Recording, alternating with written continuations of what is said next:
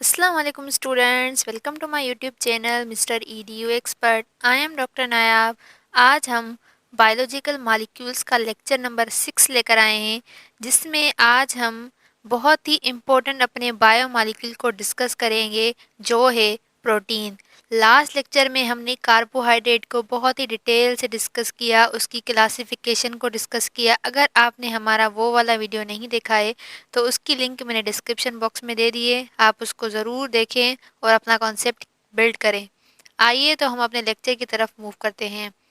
तो सबसे पहले ये प्रोटीन प्रोटीन का थोड़ा बहुत मैं आपको कॉन्सेप्ट क्लियर कर दूं। दूसरे बायोमॉलिक्यूल के कंपैरिजन में जो ये प्रोटीन है, ये सबसे ज़्यादा इम्पोर्टेंट बायोमॉलिक्यूल है, जो हमारी बॉडी में भी सबसे ज़्यादा मिलता है और इसकी हमारी बॉडी को ज़रूरत भी बहुत ज़्यादा होती है। ज़्यादातर जो हमारे बॉडी के पार्ट्स हैं वो प्रोटीन उनके अंदर प्रेजेंट ज़रूर है कहीं ना कहीं पर। इसी वजह से प्रोटीन को बिल्डिंग ब्लॉक बोला जाता है, क्योंकि ये बहुत ही इम्पोर्टेंट बायोमॉलिक्यूल है हमारी बॉडी के लिए। तो इस प्रोटीन की जो पहली पॉइंट है वो ये है, protein are polymer of amino acids. जो प्रोटीन होते हैं वो अमाइनो एसिड्स के पॉलीमर्स होते हैं। जैसे मैंने आपको पहले ही बताया है कि ये पॉलीमर क्या होता है। पॉलीमर एक ऐसा लार्ज मॉलिक्यूल है जो स्मॉल मॉलिक्यूल से मिलकर बना होता है, जिनको हम मोनोमर्स बोलते हैं। जब बहुत सारे मोनोमर्स कंबाइन हो जाते हैं तो बड़ा मॉलिक्यूल बनता है, जिसको हम पॉलीमर बोलते हैं। सेम ही जो ये प्रोटीन है, ये एक बड़ा मॉलिक्यूल है, लार्ज मॉलिक्यूल है, इसी वजह से इसको हम पॉलीमर बोलते हैं। अब ये जो पॉलीमर है किसी न किसी स्मॉल मॉलिक्यूल से कंबाइन होकर बना होगा, मोनोमर से मिलकर बना होगा। तो वो कौन से मोनोमर है? उन मोनोमर्स को हम अमाइनो एसिड्स बोलते हैं, जिनके कंबाइन होने से ये प्रोटीन मॉलिक्यूल बना है। इसकी सेकंड पॉइंट है, they are most abundant organic compound. सबसे ज़्यादा जो हमारी बॉडी में ऑर्गेनिक कंपाउंड मिलता है वो प्रोटीन होता है। अब अगर आपको दूसरा क्वेश्चन ऐसे पूछा जाए कि मोस्ट अबंडेंट इनऑर्गेनिक कंपाउंड कौन सा होता है, तो वो होता है वाटर। तो आप इन दोनों क्वेश्चंस में डिफरेंस कर ले। अगर ऑर्गेनिक क्वेश्चन में लिखा हुआ हो तो आप प्रोटीन को टिक करेंगे, और अगर इनऑर्गेनिक लिखा हुआ हो तो आप वाटर को टिक करेंगे। उसके बाद इसकी थर्ड पॉइंट है, it constitute the 50% dry weight of cell. मैंने आपको पहले बताया था कि हमारे सेल के अंदर कितना परसेंट वाटर मिलता है, 90 to 70% की रेंज में। अगर हम अपने सेल में से वाटर को एवापोरेट कर दें तो जो रिमेनिंग पोर्शन बचेगा उसको हम ड्राई वेट ऑफ सेल बोलते हैं। उस ड्राई वेट ऑफ सेल का जो 50% होता है वो प्रोटीन का होता है। तो प्रोटीन सबसे ज़्यादा dry weight of cell consume करता है। उसके बाद इसकी फोर्थ पॉइंट है, it composed of carbon, hydrogen, oxygen, nitrogen and sometimes sulphur. जो ये प्रोटीन होता है ये कार्बन से, हाइड्रोजन से और ऑक्सीजन से बना होता है, और इसमें जो डिफरेंस है वो नाइट्रोजन पर है। जो हमने कार्बोहाइड्रेट डिस्कस किया था उसमें क्या था, कार्बन, हाइड्रोजन एंड ऑक्सीजन, मगर प्रोटीन में जो डिफरेंट एलिमेंट है वो नाइट्रोजन है, और कभी कभी सल्फर भी प्रोटीन में प्रेजेंट हो सकता है। इसकी फोर्थ पॉइंट है, they are building block of tissues. जैसे मैंने आपको शुरू में ही डिस्कस कर लिया कि प्रोटीन बहुत ही इम्पोर्टेंट बायोमॉलिक्यूल है हमारी बॉडी का, जिसको हम बिल्डिंग ब्लॉक कहते हैं। तो यही इसी पॉइंट में यही बता रहा है कि they are building block of tissues. हमारे टिश्यूज़ का जो मेन कंपोनेंट है वो क्या है, प्रोटीन। नीचे आपको कुछ स्ट्रक्चर्स दिखाई दे रहे होंगे, जिसमें मिल्क है, मिल्क के अंदर भी प्रोटीन मिलता है, फिश के अंदर भी प्रोटीन प्रेजेंट होता है, इवन हमारे नेल्स और हेयर्स भी प्रोटीन से बने होते हैं। देखा आपने कि कितना इम्पोर्टेंट है प्रोटीन, हमारी बॉडी का स्ट्रक्चर फॉर्म करने भी इसकी बहुत बड़ा रोल है। आइए तो अब हम ये देखते हैं कि ये अमीनो एसिड्स क्या होते हैं, इनको डिटेल में देखते हैं, इनकी स्ट्रक्चर, कंपोजिशन एक्सेट्रा। तो इसकी पहली पॉइंट है, amino acids are building blocks of protein. जैसे हमने पहले डिस्कस कर लिया था, जो प्रोटीन होता है वो एक पॉलीमर है, और इसका जो मोनोमर होता है, इसका जो बिल्डिंग ब्लॉक होता है, इसका जो बनाने वाला होता है वो अमाइनो एसिड्स होता है। जब बहुत सारे अमाइनो एसिड्स कंबाइन हो जाएंगे तब ही प्रोटीन का मॉलिक्यूल बनेगा। जैसे जो दीवार होती है वो ईंटों से बनी होती है, जो ईंटें हैं उसका बिल्डिंग ब्लॉक है। जब बहुत सारी ईंटें कंबाइन हो जाएंगी तो एक दीवार बन जाती है। इसकी सेकंड पॉइंट है, when these amino acids monomer linked with each other by a bond called peptide bond or peptide linkage। जब दो अमाइनो एसिड्स एक दूसरे से कंबाइन होंगे, जिस बॉन्ड के ज़रिए वो दोनों कंबाइन होते हैं, उस बॉन्ड को हम पेप्टाइड बॉन्ड या पेप्टाइड लिंकेज बोलते हैं। जैसे हमने कार्बोहाइड्रेट में डिस्कस किया था, जब दो मोनोसेक्राइड्स कंबाइन होते थे तो उन दोनों में जो बॉन्ड बनता था उसको हम ग्लाइकोसिडिक बॉन्ड बोलते थे, मगर प्रोटीन में जो बॉन्ड है उसका नाम है पेप्टाइड बॉन्ड या पेप्टाइड लिंकेज। नीचे आपको अमाइनो एसिड का स्ट्रक्चर दिख रहा होगा। इस अमाइनो एसिड में तीन ऐसे पार्ट्स हैं जो फिक्स्ड होते हैं। वो सारे अमाइनो एसिड जितने भी होंगे उनमें वो सेम होंगे, बस एक जगह पर डिफरेंस क्रिएट होता है।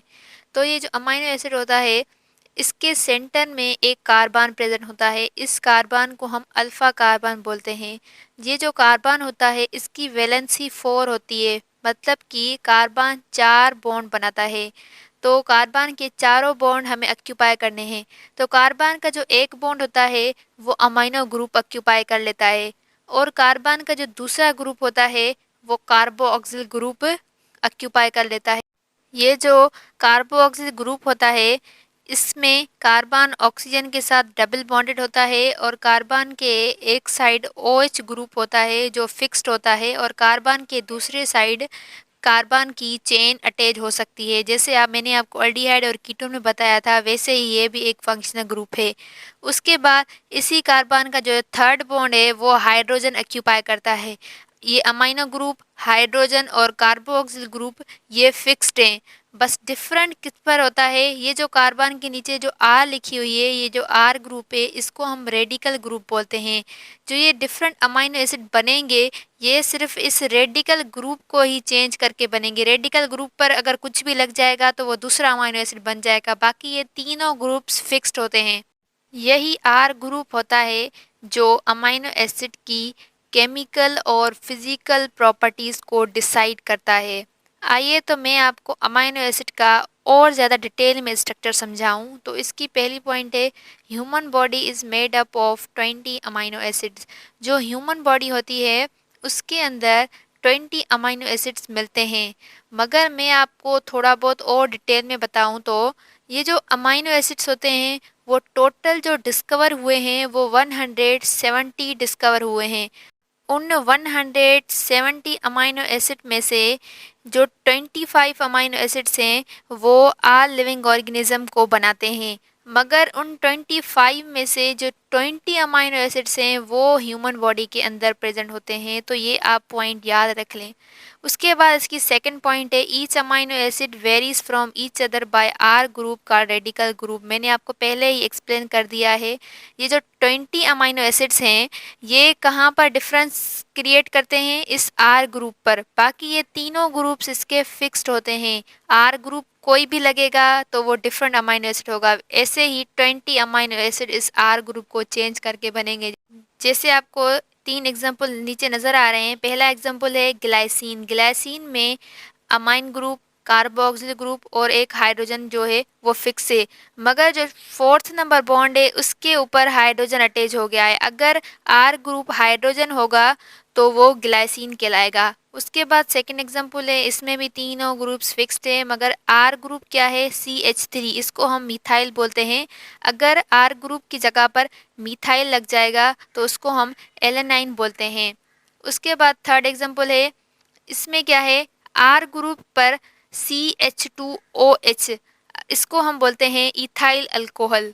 अगर R ग्रुप की जगह पर इथाइल अल्कोहल लग जाएगा तो उस अमाइनो एसिड को हम सीरीन बोलते हैं।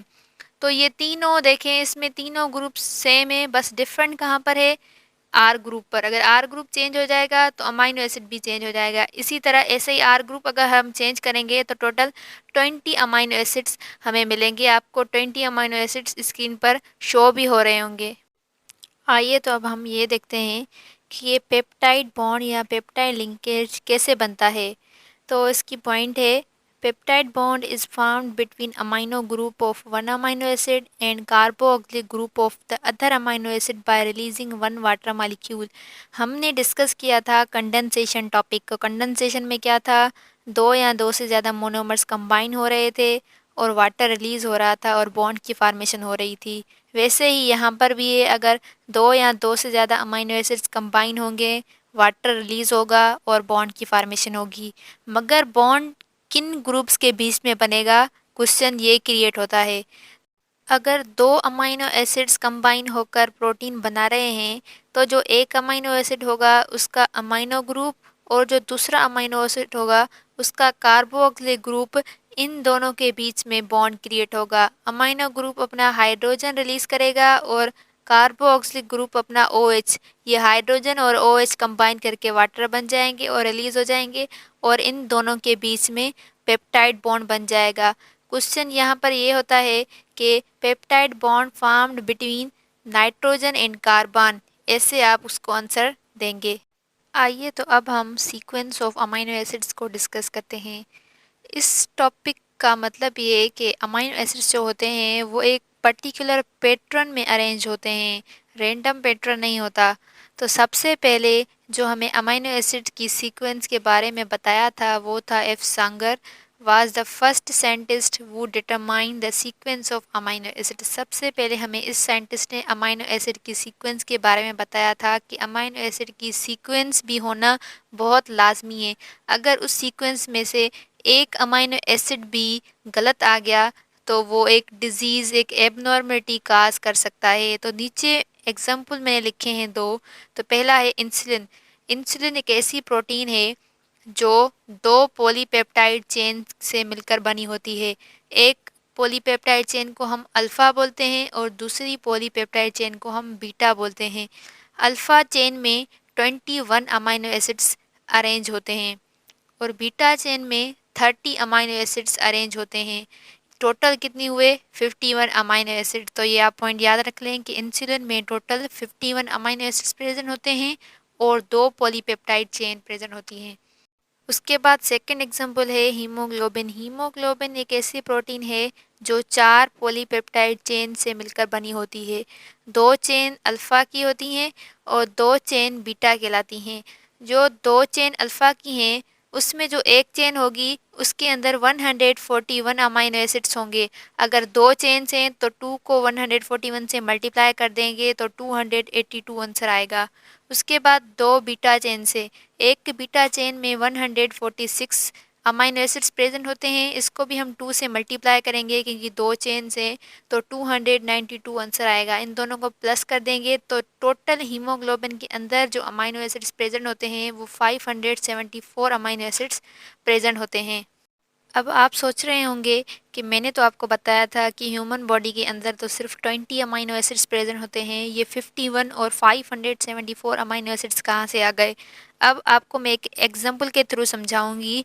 आप ये देखें स्क्रीन पर, आपको एक वर्ड नज़र आ रहा होगा ईट, जिसमें क्या लिखा हुआ है EAT। ये 3 लेटर्स इसमें यूज़ हो रहे हैं। अगर यही 3 लेटर्स यूज़ करके मैं एक और वर्ड बनाना चाहूँ तो वो क्या होगा? ATE, 8। इन्हीं 3 लेटर्स को यूज़ करके मैं एक और वर्ड बनाना चाहूँ तो TEA। तीनों वर्ड्स की जो मीनिंग है वो क्या है? डिफरेंट है, मगर तीनों वर्ड्स में जो लेटर्स यूज़ हुए हैं वो सेम है। यही सेम पॉइंट अगर आप प्रोटीन में अप्लाई करना चाहें तो ये जो लेटर्स हैं ये अमीनो एसिड्स हैं और जो वर्ड्स हैं वो प्रोटीन्स हैं। वही सेम अमीनो एसिड्स अगर डिफरेंट सीक्वेंस में अरेंज हो जाएंगे तो वो डिफरेंट प्रोटीन बनाएंगे। इसी वजह से यहाँ पर 51 अमीनो एसिड्स और 574 अमीनो एसिड लिखे हुए हैं। अगर एक भी अमीनो एसिड की सीक्वेंस चेंज हो जाती है तो वो डिफरेंट प्रोटीन बनाती है। अब जो भी पार्ट अगर प्रोटीन से बना हुआ है तो वो एक पर्टिकुलर अमीनो एसिड की सीक्वेंस प्रेजेंट होगी उसके अंदर। अगर हमारी जो नेल्स की प्रोटीन है उसके अंदर जो भी प्रोटीन प्रेजेंट है उनकी जो अमीनो एसिड की सीक्वेंस होगी वो अपनी पर्टिकुलर होगी। इसी तरह हमारे नेल्स के अंदर जो प्रोटीन प्रेजेंट होती है उसके अंदर जो अमीनो एसिड की सीक्वेंस होगी वो अपनी पर्टिकुलर डिफरेंट होगी। अगर उन अमीनो एसिड की सीक्वेंस में से एक भी अमीनो एसिड की सीक्वेंस चेंज हो गई तो वो एक एबनॉर्मलिटी काज कर लेगी, जैसे मैंने आपको पहले ही बताया। इसी का मैं आपको एक एग्जांपल बताना चाहूँगी, वो है sickle cell anaemia. It is the abnormality of hemoglobin due to change in one amino acid called glutamic acid is replaced by valine at sixth position. इस डिजीज़ में क्या होता है, ये जो हमारे रेड ब्लड सेल्स होते हैं, इनका जो नॉर्मल शेप होता है वो बाइकॉनकेव होता है। इस एबनॉर्मलिटी की वजह से उनका शेप कन्वर्ट हो जाता है सिक्किल शेप में। ये एबनॉर्मलिटी हीमोग्लोबिन की अमाइनो एसिड की सीक्वेंस चेंज होने की वजह से होती है। इसमें क्या होता है, जो हीमोग्लोबिन की जो बीटा चेन होती है, उस बीटा चेन में जो सिक्स्थ पोजीशन वाला अमाइनो एसिड होता है उसको हम ग्लूटामिक एसिड बोलते हैं। वो ग्लूटामिक एसिड रिप्लेस हो जाता है वेलाइन से। तो मैंने आपको बताया था कि अगर एक भी अमाइनो एसिड की पोजीशन चेंज हो जाएगी तो वो एबनॉर्मलिटी काज कर जाएगी। यही यहाँ पर भी सिचुएशन है, एबनॉर्मलिटी काज हो गई है सिकल सेल एनीमिया की। इस कंडीशन में क्या होता है, ये जो सिकल सेल्स आरबीसीज होते हैं ये हमारी ब्लड वेसल को ब्लॉक करना शुरू कर देते हैं, तो ब्लड ठीक तरीके से फ्लो नहीं कर पाता। इसी वजह से हीमोग्लोबिन अपना फंक्शन परफॉर्म नहीं कर पाता। हीमोग्लोबिन का फंक्शन क्या होता है, ऑक्सीजन और कार्बन डाइऑक्साइड को कैरी करना और टिश्यूज़ की तरफ ट्रांसपोर्ट करना। तो आरबीसीज ब्लड वेसल को ब्लॉक कर रहे हैं, तो इसी वजह से ब्लड ठीक तरीके से फ्लो नहीं कर पा रहा और हीमोग्लोबिन भी अपने पर्टिकुलर टिश्यूज़ के पास नहीं पहुंच रहा, तो उन टिश्यूज़ को ऑक्सीजन की डेफिशिएंसी हो जाती है, तो ये डेथ का काज भी बन सकता है। आइए तो अब हम प्रोटीन की क्लासिफिकेशन की तरफ मूव करते हैं। क्लासिफिकेशन को डिस्कस करने से पहले आपको प्रोटीन की स्ट्रक्चर्स का पता होना चाहिए कि प्रोटीन की कौन कौन सी स्ट्रक्चर्स हो सकती हैं। तो प्रोटीन की जो पहली स्ट्रक्चर्स होती है उसको हम प्राइमरी स्ट्रक्चर बोलते हैं। प्राइमरी स्ट्रक्चर में क्या होता है, बस सिंपली प्रोटीन की पॉलीपेप्टाइड चेन प्रेजेंट होती है।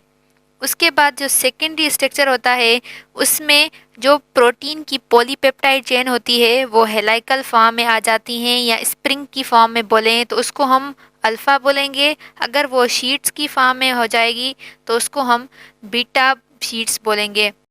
टर्शियरी स्ट्रक्चर में क्या होता है, ये जो पॉलीपेप्टाइड की चेन होती है ये फोल्डेड हो जाती है, फोल्ड फॉर्म में हो जाती है। उसके बाद ये जो क्वाटरनरी स्ट्रक्चर है इसमें अगर बहुत सारे टर्शियरी स्ट्रक्चर्स कंबाइन हो जाएंगे तो वो क्वाटरनरी स्ट्रक्चर को बनाते हैं।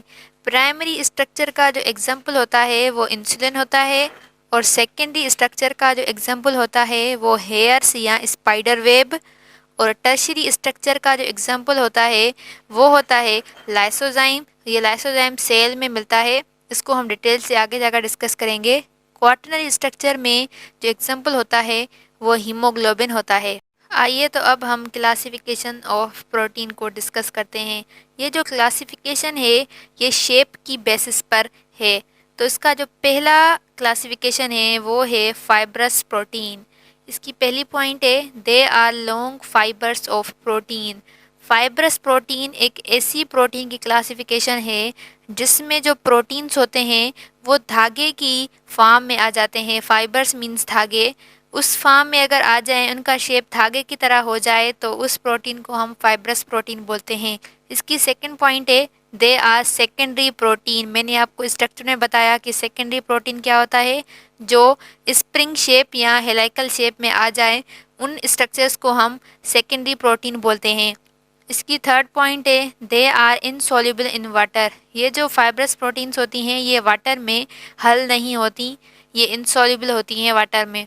इसकी जो फोर्थ पॉइंट है non crystalline and elastic in nature. Fibrous protein जो होती हैं उनके क्रिस्टल्स नहीं बनते और ये इलास्टिक नेचर की होती हैं। इसकी फिफ्थ एंड लास्ट पॉइंट है दे परफॉर्म स्ट्रक्चरल रोल। इन फाइब्रस प्रोटीन का जो रोल होता है वो स्ट्रक्चर में होता है, मतलब कि हमारी बॉडी के जो डिफरेंट स्ट्रक्चर्स हैं जिनके अंदर प्रोटीन प्रेजेंट है वो फाइब्रस प्रोटीन कहलाती है। मैं आपको फाइब्रस प्रोटीन के कुछ एग्जांपल्स एक्सप्लेन करती हूँ। पहला है सिल्क। जो सिल्क के हम कपड़े पहनते हैं वो भी प्रोटीन है एक। उसके बाद स्पाइडर वेब, जो मकड़ी का जाला होता है वो भी एक प्रोटीन है। मायोसिन इन मसल, जो मायोसिन प्रोटीन है ये मसल्स में मिलती है। हमारे जो मसल्स इस प्रोटीन के बने होते हैं उन मसल्स की प्रोटीन को हम मायोसिन प्रोटीन बोलते हैं। फाइबर्स एंड क्लोथिंग, जो हमारे कपड़े होते हैं उनके अंदर जो धागा यूज़ होता है वो भी एक प्रोटीन है। Keratin of nails and hairs, जो हमारे नाखून और बाल हैं इनके अंदर जो प्रोटीन मिलती है उस प्रोटीन को हम केराटिन प्रोटीन बोलते हैं। इसके बाद हमारी जो सेकंड क्लासिफिकेशन है वो है globular protein. They are spherical shape protein. ये जो ग्लोबुलर प्रोटीन्स होती हैं इनका शेप गोल होता है। सेकंड पॉइंट है they are tertiary or quaternary in structure. ये जो ग्लोबुलर प्रोटीन्स होती हैं इनका जो स्ट्रक्चर होता है वो टर्शरी या क्वाटरनरी होता है। इसके बाद थर्ड है इसकी point they are soluble in water. ये वाटर में सोल्यूबल्स होती हैं, ये हल हो सकती हैं। इसकी फोर्थ पॉइंट है they can be crystallise. Globular proteins के क्रिस्टल्स बन सकते हैं। आई होप आपको आज का लेक्चर समझ में आ चुका होगा। अगर आपको फिर भी कोई डाउट है तो आप फिर से वीडियो को रिपीट करके देखें, बार बार देखें ताकि आपका कॉन्सेप्ट क्लियर हो जाए। हमारे वीडियो को लाइक करें, चैनल को सब्सक्राइब करें और बेल आइकन को लाजमी क्लिक करें ताकि दूसरे वीडियोज़ की नोटिफिकेशन आपको रिसीव हो सके। Thank you very much.